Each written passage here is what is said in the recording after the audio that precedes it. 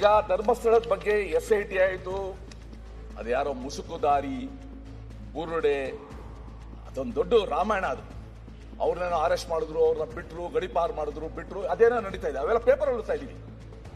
ಆದರೆ ಸರ್ಕಾರ ರಚಿಸಿದ SIT ರಿಪೋರ್ಟ್ ಏನು, ಯಾಕೆ ಇನ್ನೂ ಕೂಡ ಬದಲ? ಯಾಕಂದ್ರೆ ಇಡೀ ಜನ ಸಮುದಾಯದಲ್ಲೇ ಒಂದು ಶ್ರದ್ಧಾ ಕೇಂದ್ರದ ಬಗ್ಗೆ ಶಂಕೆ ಬರಂಗೆ, ಅಪನಂಬಿಕೆ ಬರಂಗೆ ನಾನು ನೋಡಿದ್ದೀನಿ.